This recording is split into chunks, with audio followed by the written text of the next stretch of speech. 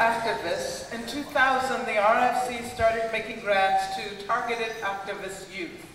These grants are for young people who have been targeted and harmed for their own political activities rather than their parents. This program has given the RFC the opportunity to meet another inspiring group of young people. When I was 17 years old, I was arrested on my way to a protest during the World Bank and International Monetary Fund meeting. When I requested a lawyer and stated my desire to exercise my Fifth Amendment right to remain silent, U.S. Marshals beat and suffocated me, while other marshals watched and cheered.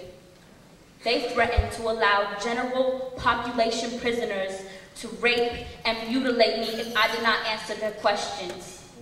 During my 36-hour detention, I was given no food or water.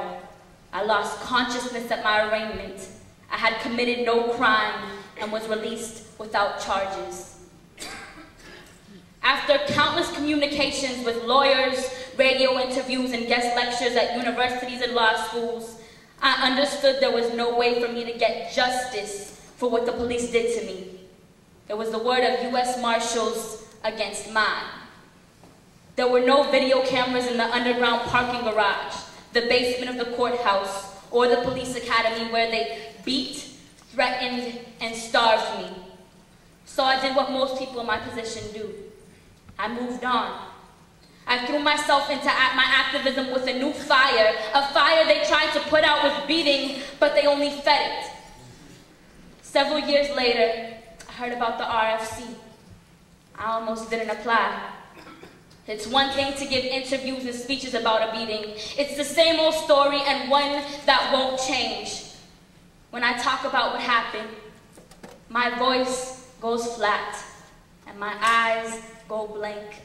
I just read the script in my head because I buried those emotions years ago.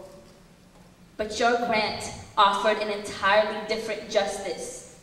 I was hoping for individual justice. A judge or jury would calculate how much my body and my dignity are worth, and the police would write me a check. You gave me tools to seek my own justice and to work with other progressive people to seek justice as well. I would never have been able to afford the trip to Argentina, to work with indigenous cooperatives to establish fair trade relationships, to write about the injustices and struggles of these people and send these stories through independent media around the world. Thank you for genuine justice.